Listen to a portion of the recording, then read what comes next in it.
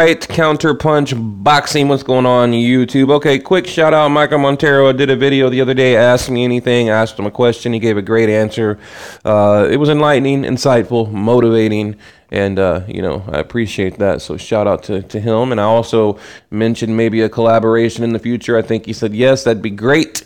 You know, I think it would be good for boxing, for YouTube. I think you guys would enjoy it. I would certainly enjoy it. So anyway, moving on, Manny Pacquiao, the video, the end of an era. Now, I'm going to make a video, break down the whole career and really get into depth, but just want to give you guys a quick glimpse of, you know, a future video I have coming. Pacquiao right now reduced, that's right, diminished, reduced, whatever, to fighting on the Jeff Horn, Terence Crawford undercard. Like, I never even thought I would be saying that, right? Manny Pacquiao, Mandalay Bay, what is it, April 4th, 14th, whatever, on the undercard, Terence Crawford, Jeff Horn. Now, you look at the dynamics of the whole situation, right? The WBO. Okay, Pacquiao loses the WBO to Jeff Horn, Brisbane, Australia, by corruption and robbery, via robbery, right? Now, you have Terence Crawford getting a shot at the WBO in his welterweight debut. Okay, so you just look at how weird this whole thing is. Now think about it: a guy moving up from light welterweight, from 140 to 147. His first fight at welterweight is for a title shot, and he, you know, fighting a guy that won the title via robbery, and that guy is on the undercard, but that guy happens to be the legend Manny Pacquiao, the future Hall of Famer. I mean, you look at the whole thing, and to make it even, just to make the whole thing even more odd, okay, is ESPN pay-per-view. It's like, man, it's like, you know, you look at all that, you know, first of all, like, why is it a pay-per-view? Why isn't Manny Pacquiao headlining? Why? I mean, Jeff Horn and Terence Crawford should be on the undercard here. Like, this whole thing is messed up. Like, I'm looking at it and just wondering what is going on here, but hey, it is what it is. It's going to happen. Now, I asked myself, why would Bob Arum do that to Manny Pacquiao? I mean, could you imagine, you know, Tom Loeffler putting Gennady Golovkin on an undercard, you know, when he started to fade, you know, when he's, you know, past his prime, whatever. I mean, look, Pacquiao, I think he should retire because he was so great at one point, and now he's just good, right? You know, but, I mean, he's still game, okay? And we haven't even really seen a focused Pacquiao. You know, we've seen a Pacquiao that's a senator, you know, goes and like blows through a training camp and hops on HBO or whatever and fights somebody. That, you know, I guarantee you a 39-year-old focused Pacquiao would give these young bucks a hard time right now. The Crawfords, not Crawford, the Thurmans, well, Crawford too, but Thurman, you know, Sean Porter, you know, maybe Spence. I don't know. I think Spence could probably take him right now, but you know, it'd be a competitive fight. It really would. So, you know, I'm just looking at like, what is going on here now? Bob Arum, he's got a four-year deal with ESPN, so you guys better get used to seeing, you know, Bob Arum top rank on ESPN. But here's the plan: Pacquiao, Mike Alvarado on the Jeff Horn Crawford undercard.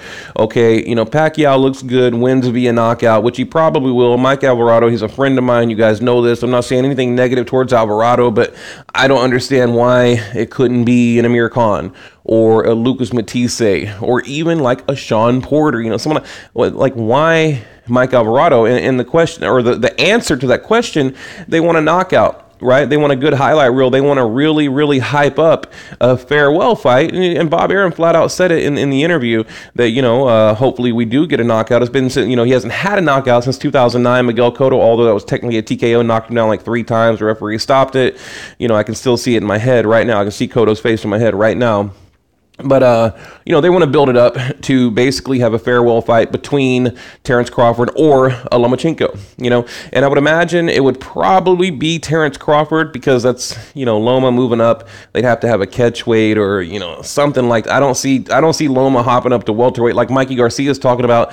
You know, he said, I guarantee you I will be at welterweight. I need to get, you know, a fight or two out of the way, and then you guys are going to see me at welterweight, you know. So Loma's not, you know, really making those kind of bold statements. You know, so it's probably, you know, 99.9% sure it will be Terence Crawford Pacquiao at the end of 2018 in the fall. And that's basically what Bob Arum said. Now, and he said as far as who, it's up to Manny Pacquiao. Well, wait a minute. Is this up to me? And here's like a legit question.